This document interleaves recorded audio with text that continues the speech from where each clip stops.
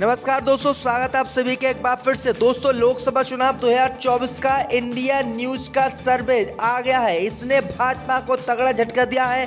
Congress party के लिए India TV के सर्वे में बड़ी खुशखबरी है। आपको बताएंगे कि इंडिया टीवी के सर्वे में किस पार्टी को कितनी सीटें मिल रही हैं और कौन सी पार्टी केंद्र में सरकार बना रही है। अगर दोस्तों हम बात करें तो विपक्ष ने 26 दलों के साथ गठबंधन करके इंडिया नाम का एक गठबंधन बनाया है। वहीं बीजेपी ने 39 पार्टियों के साथ गठबंधन करके एनडीए वाला गठबंधन बनाया है। लेकिन आपको बताएं दोस्तों कि इंडिया न्यूज और सीएनएक्स ओपिनियन पोल के हालिया सर्वे में भाजपा को तगड़ा झटका लग रहा है।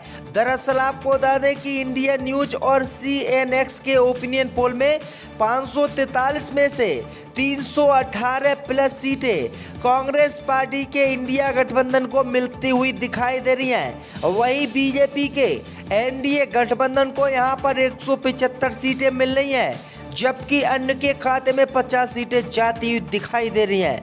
पिछले लोकसभा 2019 के चुनाव में एनडीए को करीब लगभग 235% सीटों का नुकसान इस बार होता हुआ दिखाई दे रहा है। वहीं कांग्रेस के इस गठबंधन में शामिल होने के बावजूद व्यक्तिगत सीटों का फायदा कांग्रेस पार्टी को मिल रहा है। हालांकि इसके बावजूद बीजेपी की सत्ता में वापसी बहुत मुश्किल से होती हुई दिखाई दे रही है।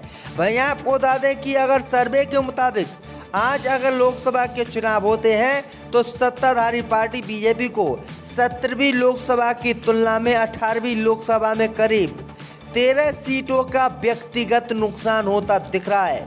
बीजेपी को इस बार 175 सीटें ही मिलती दिखाई दे रही हैं। वहीं पिछले लोकसभा चुनाव में बीजेपी को 303 सीटें मिली थी।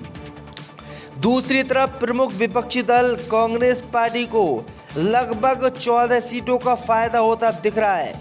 पिछले चुनाव में 2019 में 52 सीटें कांग्रेस पार्टी ने हासिल की थी, लेकिन इस बार कांग्रेस पार्टी 318 सीटें जीत सकती है। यानी 318 सीटें जीतने की कांग्रेस पार्टी की संभावना है।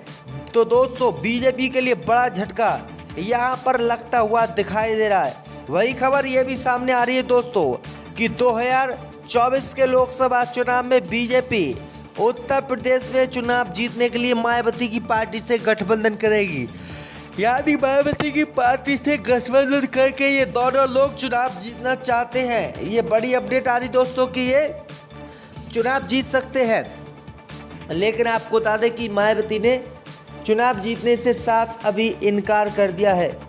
यानी बीजेपी चुनाव मायावती के साथ नहीं लड़ना चाहती है। यानी ओपी राजभर ने तो हाथ उत्तर प्रदेश में मिला लिया है, लेकिन मायावती यहाँ पर चुनाव बीजेपी के साथ मिलकर नहीं लड़ना चाहती है। मायावती ने बीजेपी के साथ गठबंधन करने से अभी दूरी बना रखी है और कांग्रेस पार्टी से भी गठबंधन करने से दूरी बना रखी है। दोनों ही पार्टियां अभी जो है अलग है दोनों पार्टियों से। तो ये बड़ी अपडेट आ रही है। वहीं उत्तर प्रदेश में बीजेपी को बड़ा झटका लग सकता है। उत्तर प्रदेश में कांग्रेस पार्टी को अच्छी सीटें मिलती हुई दिखाई दे रही हैं। वहीं बीजेपी के लिए यहां बड़ा झटका है, क्योंकि 80 की लोकसभा सीटें उत्तर प्रदेश में है और उत्तर प्रदेश में 80 लोकसभा सीट होने के बाद दोस्तों यहां बीजेपी को 50 सीटें ही मात्र मिलती हुई दिखाई दे रही है। बीजेपी का यहाँ पर बहुत अच्छा पकड़ भी है, बहुत अच्छी पकड़ भी है बीजेपी की। यहाँ बीजेपी काफ़ी सीटें भी जीतती रहती है। तो ये बड़ी अपडेट आ रही दोस्तों कि बीजेपी का यहाँ पर सुपर साफ होता हुआ दिखाई दे रहा है। लेकिन हमारी मांग है कि आजम खां को हर कीमत पर रिहा किया जाए, और आजम खां ने को बुरा काम नहीं किया तो इससे नाराज़ हैं बहुत ज़्यादा। ये उनका खेल या गेम जो है नाम बदलने का, ये उनको फ़ायदा नहीं पहुंचाएगा। वो लाख बदल दें, किसी का नाम दिल नहीं बदले। मैं समझता हूँ सरकार उन्हें छोड़ना नहीं चाहती, लेकिन हमारी मांग है कि आजम खां को हर कीमत पर रिहा किया जाए। दोस्तों, हम बात करें समाजवादी पार्टी के कद्दावर नेता और संभल से सांसद शफीकुर रहमान वर्ग साहब की। आज वो हमारे साथ हैं और उत्तर प्रदेश चुनाव को लेकर उनसे कुछ हम सवाल पूछने वाले हैं। तो सबसे पहला मेरा ये सवाल है आपसे कि उत्तर प्रदेश में 2022 के विधानसभा चुनाव में समाजवादी पार्टी सत्ता में वापसी करेगी, और सत्ता में वापसी करेगी तो कितनी सीटें इस बार जीतने वाली है? इंशाल्लाह हमें उम्मीद है कि हम 3/4 सीटें ले जाएंगे। अखिलेश यादव जी ने तो 400 सीटें बोला है कि 400 सीटें जीतेंगे इस बार हम। 400 के कुल सीटें कितनी हैं? 403। 403। हाँ, लेकिन मेरे अंदाजे में बहरहाल इससे ज़्यादा हो सकती हैं सीटें। हाँ। दूसरा सवाल मेरा ये है कि उत्तर प्रदेश में चुनाव नज़दीक आते ही सरकार कई शहरों के नाम बदल रही है, आप इस पर क्या कहना चाहेंगे? नाम बदलने से विकास हो सकता है? देखिए, नाम बदलने से दिल नहीं बदल सकते, हालात नहीं बदल सकते। ये तो एक बच्चों का एक खेल है, कर रहे हैं। इससे नाम बदलने से क्या लोगों का दिल बदल जाएंगे? दिल नहीं बदलेगा।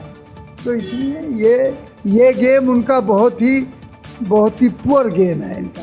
क्योंकि जब उत्तर प्रदेश में बीजेपी की सरकार बनी थी 2017 में, तब सरकार ने 2 शहरों के नाम बदल दिए थे। फैजाबाद का अयोध्या कर दिया था, इलाहाबाद का जो नाम बदलकर प्रयागराज कर दिया था, और अब 4 शहरों के और सरकार नाम बदलने वाली है।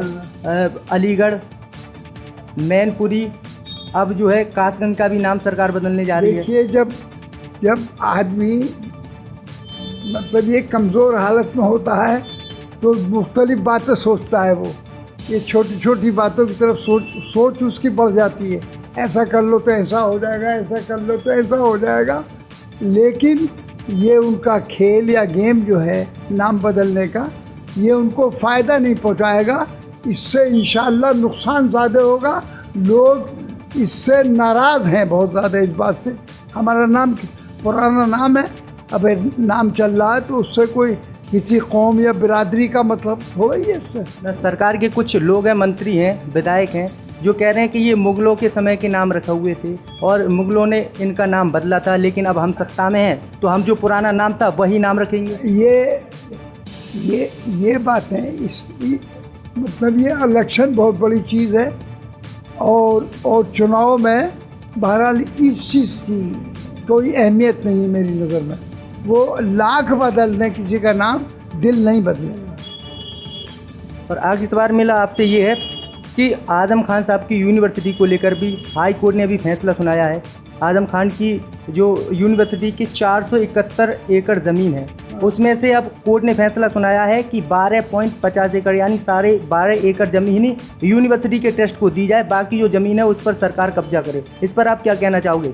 हम तो कहते हैं इसमें असल में जानबूझकर हरेसमेंट पैदा किया जा रहा है, और आज़म खान के ख़िलाफ़ ये जो कुछ भी इतनी कार्रवाई अब तक की गई है, या इतने दिनों जो जेल में रखा गया है, वो बेचारे कोरोना के दौर में बीमार भी पड़ गए।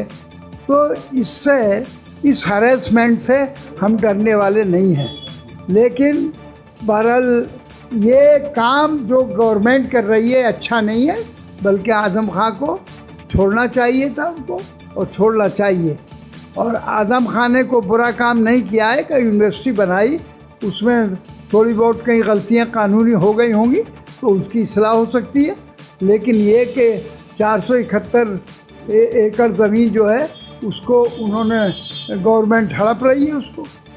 अगर सरकार इस पर कार्रवाई करेगी तो यूनिवर्सिटी उनके हाथ से भी छीन सकती है, क्योंकि यूनिवर्सिटी 12 एकड़ नहीं बल्कि और ज़्यादा ज़मीन में बनी हुई है। जब सरकार कब्जा करेगी तो अब ये देखिए, कानूनी मामला अलग चीज़ है, कोर्ट का मामला अलग बात है। कोर्ट से हटकर मैं बात कर रहा हूँ। कोर्ट ने उनकी याचिका, उन्होंने कहा था कि इस पर कार्रवाई पर रोक लगाई जाए, तो कोर्ट ने फैसला सुनाया है कल ही दोबारा से, तो मना कर दिया कि हम इस कार्रवाई पर रोक नहीं लगा सकते। सरकार जो कर रही है वो ठीक है, ज़मीन ली जाएगी वापस। क्योंकि सरकार उनके सिलसिले में उसकी निगाह ठीक नहीं है। मैं समझता हूँ सरकार उन्हें छोड़ना नहीं चाहती, लेकिन हमारी मांग है कि आज़म खान को हर कीमत पर रिहा किया जाए, और उनके साथ ये जुल्म हो रहा है। अखिलेश यादव जी ने भी अभी पिछले दिनों बयान दिया था और उन्होंने कहा था खुल के कि आज़म खान साहब पे झूठे मुकदमे लगाए गए हैं। आखिरकार आज़म खान साहब पे झूठे मुकदमे लगाए गए हैं तो पार्टी आंदोलन क्यों नहीं कर रही है? क्यों उनके रिहाई की मांग नहीं कर रही? पिछले दिनों जो है आंदोलन हुआ था। पार्टी रही तो आदमी हूँ, बहरहाल मैं मांग कर रहा हूँ मैं कि भाई मैं भी एज ए MP भी समझ लीजिएगा, एज ए मुसलमान भी समझ लीजिएगा। तो मैं उनके लिए बहरहाल खुद मांग कर रहा हूँ, अगर गवर्नमेंट बहरहाल छोड़ दे तो मैं समझता हूँ कि इससे यूनिवर्सिटी जो उन्होंने बढ़ाई है उसकी देखभाल ठीक कर सकेंगे। आजम खान साहब के जो लोग